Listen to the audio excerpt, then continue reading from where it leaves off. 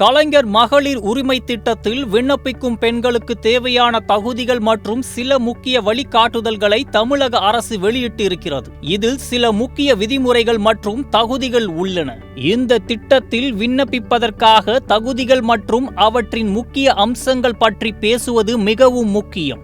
ஏனெனில் எந்த குடும்பங்களும் இந்த திட்டத்தின் மூலம் ஆதரவு பெற முடியாது என்பதை புரிந்து கொள்வது மிகவும் அவசியம். இந்த கலைஞர் மகளிர் உரிமை திட்டம் மூலம் பல முக்கிய விதிமுறைகள் மற்றும் வருமான அடிப்படையில் தகுதிகளை வழங்குகிறது. முதலில் இந்த திட்டத்தில் பங்கேற்பதற்கு 2 லட்சத்திற்கு மேல் வருமானம் உள்ள குடும்பங்களை சேர்ந்த பெண்களுக்கு வாய்ப்பு இல்லை. அதாவது ஆண்டுக்கு ரூபாய் 25 லட்சத்திற்கு மேல் வருமானம் ஈட்டும் குடும்பங்கள், வருமான வரி செலுத்தும் குடும்பங்கள் அல்லது ஏற்கனவே அரசு ஊழியர்களாக அல்லது ஓய்வூதியதாரர்களாக உள்ளவர்கள் இந்த திட்டத்தில் உரிமை பெற முடியாது.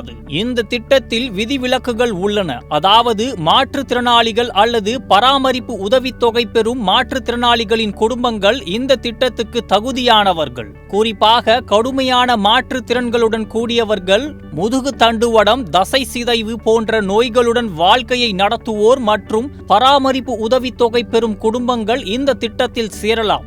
மேலும் ஓய்வூதியதாரர்கள் என்ற வகையில் இவர்கள் இந்த திட்டத்தில் பங்கேற்க முடியாது. தவிர இந்திரா காந்தி முதியோர் ஓய்வூதிய திட்டம் மற்றும் முதலமைச்சரின் உழவர் பாதுகாப்பு திட்டம் போன்ற திட்டங்களின் மூலம் ஓய்வூதியம் பெறுபவர்கள் இதில் பங்கேற்க முடியும்.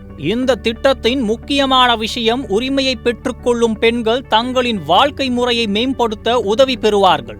ஆனால் இந்த விதிமுறைகளுக்கு உட்பட்ட குடும்பங்கள் மற்றும் தான் சேர முடியும் என குறிப்பிடப்பட்டுள்ளது.